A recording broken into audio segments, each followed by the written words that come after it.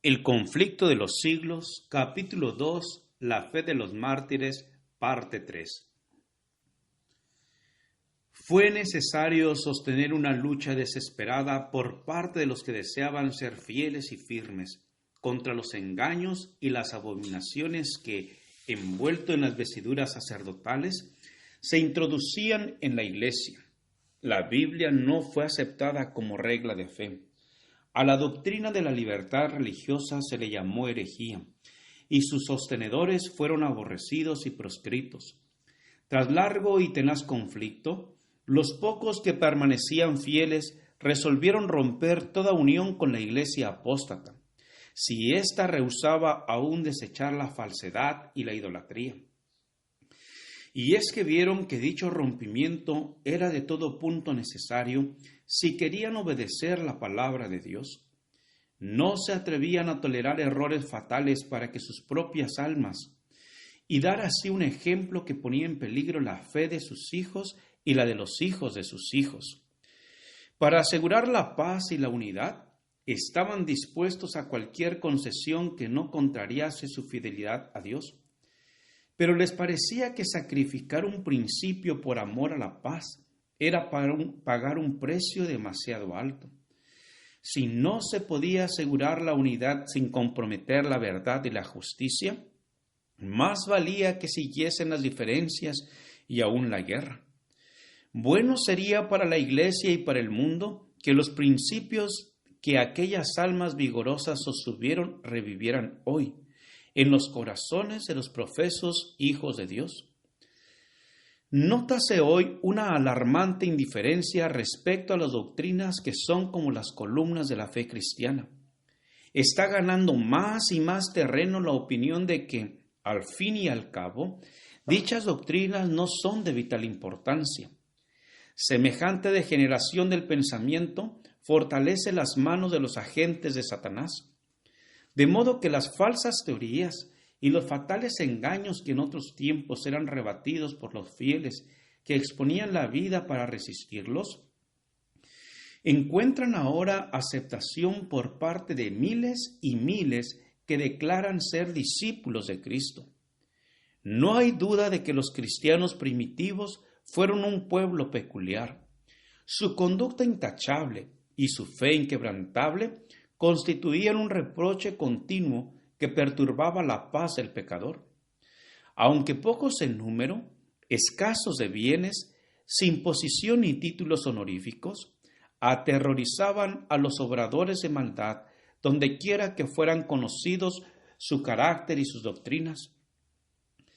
Por eso los odiaban los impíos, como Abel fue aborrecido por el impío Caín, por el mismo motivo que tuvo Caín para matar a Abel. Los que procuraban librarse de la influencia refrenadora del Espíritu Santo daban muerte a los hijos de Dios. Por ese mismo motivo los judíos habían rechazado y crucificado al Salvador.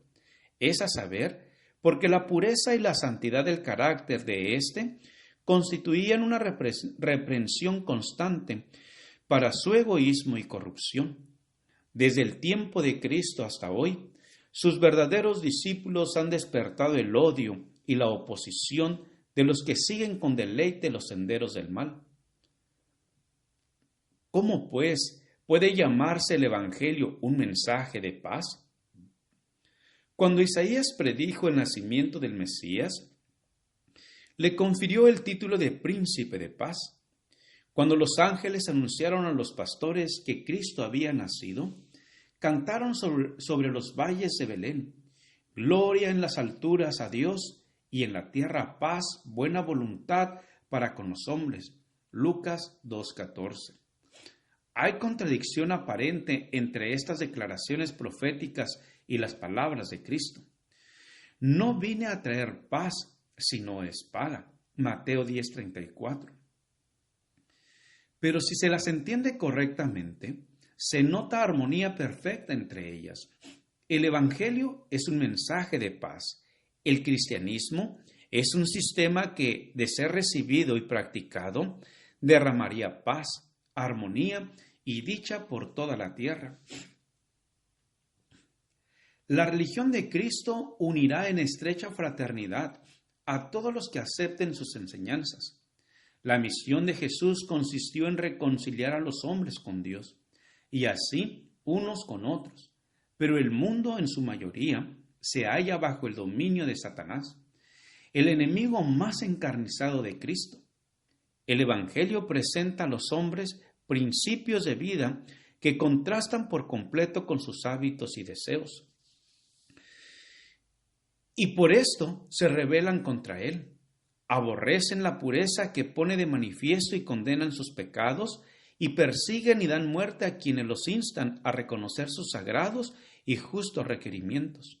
Por esto, es decir, por los odios y disensiones que despiertan las verdades que trae consigo, el Evangelio se llama una espada.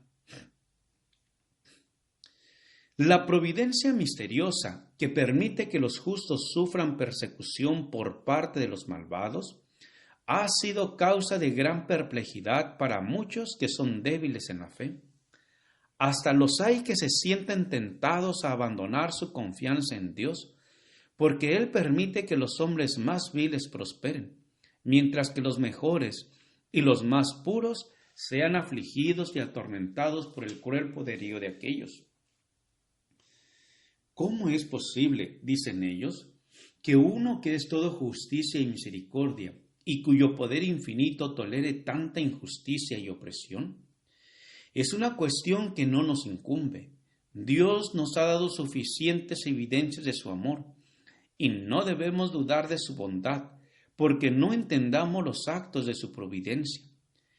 Previendo las dudas que asaltarían a sus discípulos en días de prueba y obscuridad, el Salvador les dijo: acordaos de las palabras que yo os he dicho.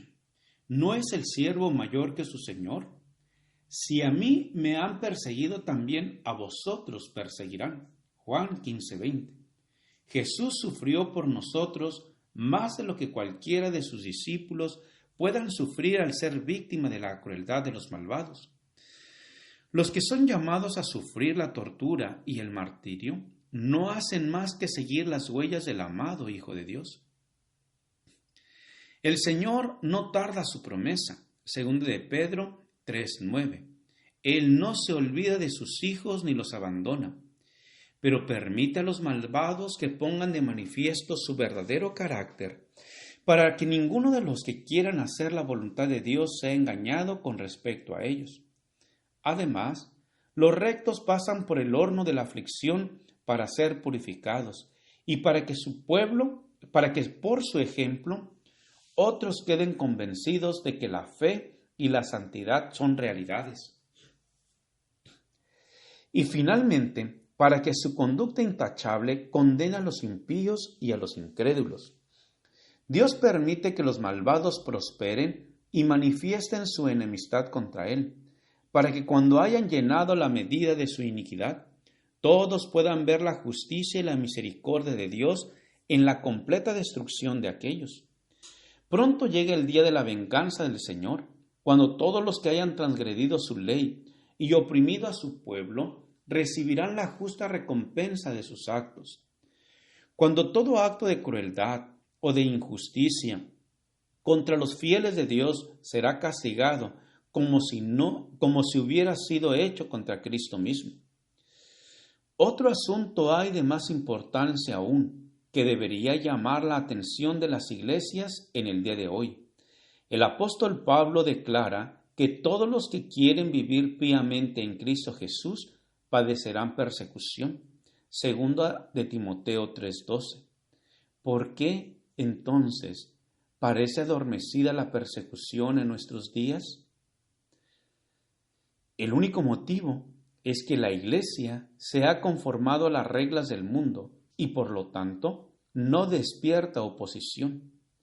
La religión que se profesa hoy no tiene el carácter puro y santo que distinguiera a la fe cristiana en los días de Cristo y sus apóstoles.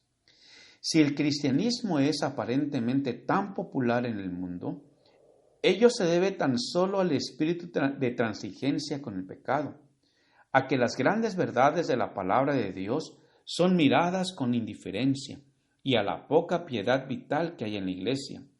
Revivan la fe y el poder de la Iglesia primitiva, y el espíritu de persecución revivirá también, y el fuego de la persecución volverá a encenderse. Gracias por escuchar este audio. Te invito a escuchar el siguiente capítulo. Con aprecio, tu amigo, el pastor Juan Manuel Flores Espinosa. Jehová te bendiga y te guarde. Jehová haga resplandecer su rostro sobre ti y te dé paz.